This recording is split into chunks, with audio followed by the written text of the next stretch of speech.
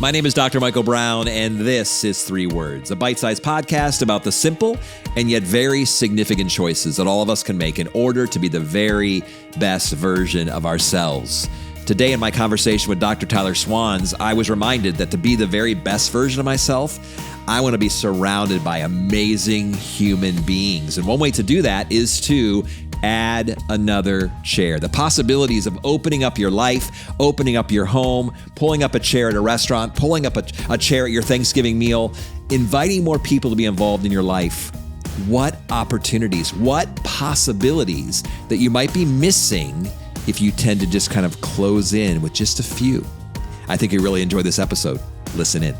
Dr. Tyler, welcome back to the 3 Words Podcast Studio. Frequent guest because you're my friend, you're my chiropractor, but you also are an amazing mentor in regards to the wise things of life. So thanks for being here. Obviously, there's probably some who are listening in who don't know you, who've never heard you on one of our conversations. And so can you tell us a little bit about yourself? Yeah.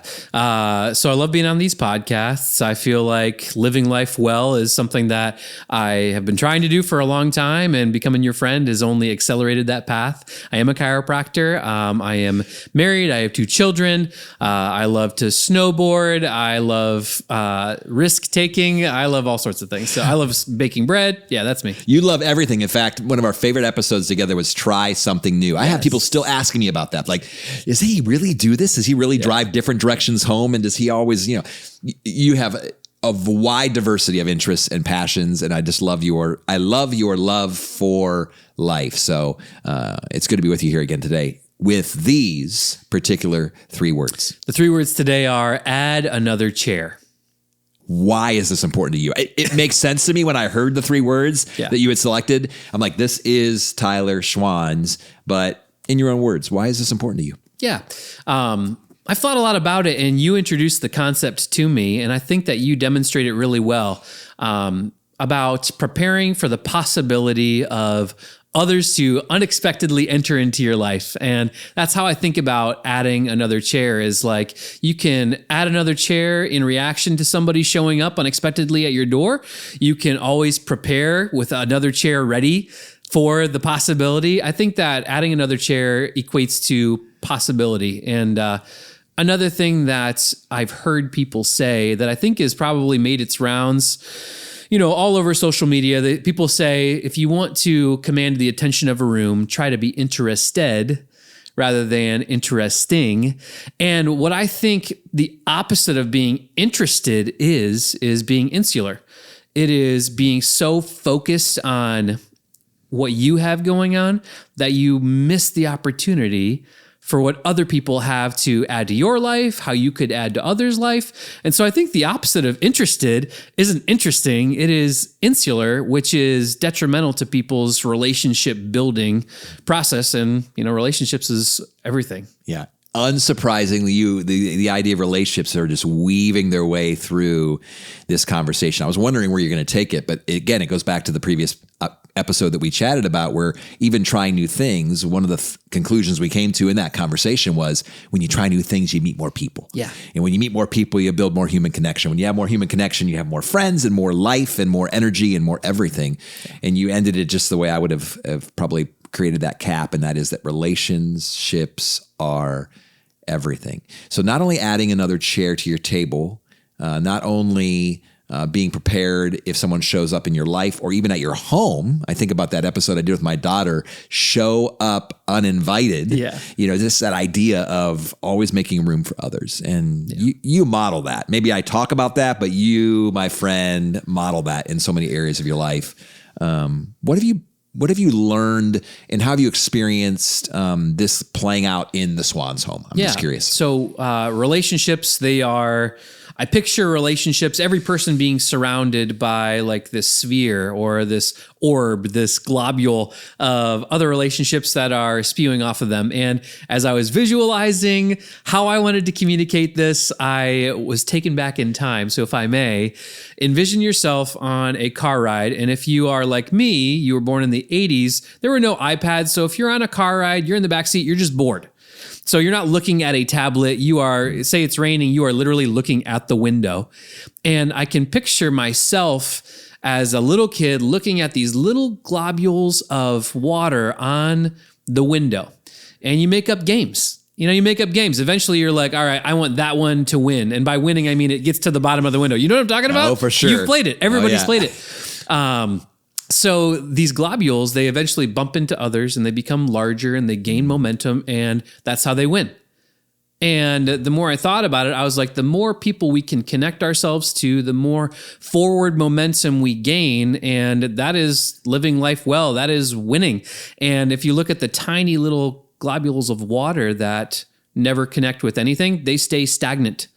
They stay right where they are. And I was like, this is kind of a cool image. So hopefully I communicated that well, but that's like what relationships are. And that is about adding another chair. You are opening up yourself for the possibility of bumping into somebody that you might not have prepared for in the first place. I'm going to pause for just a few moments to invite you to think about someone you want to invite into your life and to be closer in your community. Maybe send them this episode and then begin to have a conversation about it. Now back to the conversation.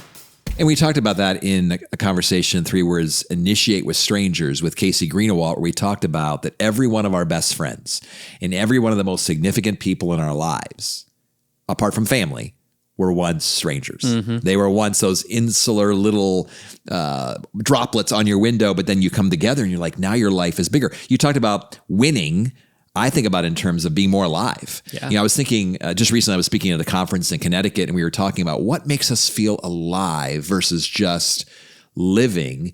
And I think we all came to the conclusion, we talked about it. I don't meet people who would describe themselves as unhappy, who are deeply connected to lots of other people. Yeah. The only people I ever hear about talking about being unhappy are those who feel alone, for those who feel isolated. So if I want to be happy, if I take your advice, I'm just going to keep pulling up chairs. Yeah. Metaphorically and literally physically in my own house. For sure. So that's cool. At my kids' school, they have a motto, and that motto is to pursue the good, the true, and the beautiful.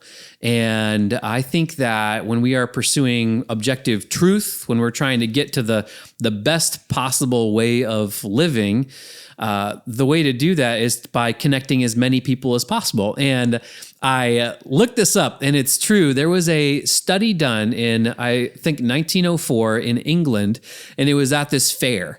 And think like agricultural fair. They had cows, they had sheep, all these different animals. And what the study was, how it was designed, is that they had everybody guess how much this steer weighed, including experts, including average Joe Bag of Donuts that doesn't know anything about cows. So let me just ask you, how much do you think a steer weighs, Michael? 3,000 pounds. See, that's a great guess. Thank you. Yes. So what if I told you that they asked over 700 people this question? Nobody got it exactly right. However, when you averaged all of their guesses together, they were only off by 1 pound. Wow. So you could ask one expert, one relationship, one person that you've already seated at your table at work. Maybe it's a coworker that you planned on being there. You depend upon them and you ask them their opinion, their perspective, their inside perspective. They're an expert. They might get close, but you're more likely to get it correct if you have a larger number of people that are playing in. The steer, by the way, in this study weighed 1,197 pounds. I was envisioning a very large steer. Yes, yeah, an obese steer. So, but when I think about like pulling up a chair, I'm like, how many people could we pull up the chair for, just to gain new perspective? New stories. I love reading fiction for the purpose of gaining stories that I never would have been able to gain but for entering into this world of fiction that, the author is trying to share a story. And I think pulling up a chair for people just opens up that opportunity, just like reading fiction. It transports you. It brings your mind outside of what you already know. And if you're ready to listen, then it can change you for the better. And I'm guessing you even employ this whole philosophy. What were the three values of your kids' school again? Good, truth, and beautiful. Beautiful. Because obviously people are beautiful. Mm-hmm. People are good. People are connected to truth. But I'm also curious, when you raise your sons, do they have a sense that this is important to you as well? I think so. at Thanksgiving in our household. Thanksgiving is notoriously a friends and family affair. It wasn't always like that growing up. Like I was raised like as a family holiday, and that's all well and good. I am particularly remembering a Thanksgiving years back when we had people coming up from Florida, down from Michigan. We had our insular family. Yeah. And then that was just like the best Thanksgiving that I think I ever had. Like there were 5 different types of stuffing and nobody got offended, and people had different favorites, and it could have been easy to go with groupthink and be like, nope, mom's stuffing is the best, so therefore we can only have mom's stuffing. But no, we had like 5 different types of stuffing, and it was great. And we played a game that night, and I think we played it for hours, where we just went around the room and we went through the letters of the alphabets and had to like act out and do all this fun stuff that never would have taken place had we not invited people in. So when I say like we have family dinners, like sometimes more often than not, there are people that aren't my blood relatives that are there. And Thanksgiving, like I love having friends and family and being ready for that. I think that's a really amazing sign of hospitality when you not only do you add another chair, but another 3 words, prepare a chair. When you have a chair always prepared and ready for the possibility of that person arriving. Well, and there's an ideology and a philosophy out there among some people that actually a cloistered community is a closed community. And that if I let too many people in, it's going to violate or it's going to disrupt the closeness of this community. I share your perspective. I think when you open the door, when you pull up a chair, I mean, even, Teresa and I, we talk a lot about this, like come by the backyard pool anytime. We're trying to build actually spaces around our homes where people can gather and where we can have a more robust, more diverse, more honestly energizing community. Not that we get bored with the same people, but to have those same people, like you described, your family was all still there. But I'm guessing they were infused with fresh energy and almost enthusiasm because there were other people there as well. Yeah. But I think we tend to think, I want, and I see this a lot, particularly as I work with college students, it's like I start dating someone. And then all of a sudden now I'm going to ignore all my other friends because now it's this one relationship. And those relationships tend to be pretty stale and they don't last real long. Yeah.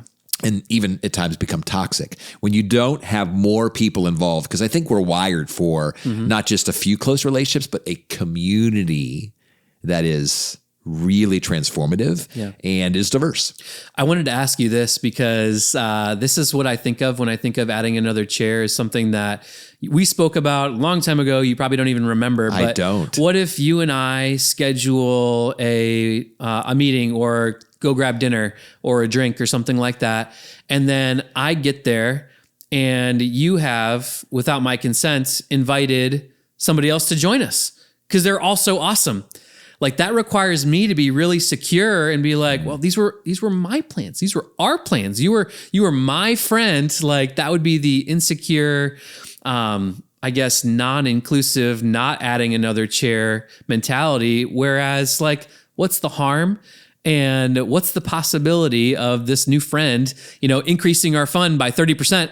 Yeah. As opposed to you not inviting them in the first place. So do you remember that conversation at all? I don't. Or anything like that? I don't. We had that conversation? Yeah. Well, and it changed me forever, Michael. You don't remember it? Well, I would hope that maybe if I did that, I'd be like, hey, as you're driving here, Tyler, I'm going to text you real quick and be like, hey, you're going to notice there's another person. He's a really cool guy. I think it's great. But I feel like we've already done that. Like we've traveled together, we've spoken, we've been to different conferences together, and we have tag teamed and we've pulled people into the bar. We've hung out. I mean, that's what makes it, like we have some really close friends in DMB coaching. I remember it's particularly when we went to Orlando once and we had so much fun. It was like 5 or 6 of us kind of tagging and co-facilitating this big event. We had a great time together, but we were also pulling all these other leaders in from other places all over the country and into our fun, now I wasn't going to invite them to try to jump over the fountain like you and Sean were going to do. That's another whole conversation for another day, another podcast. But we were having more fun together when we started including a lot of other people. So,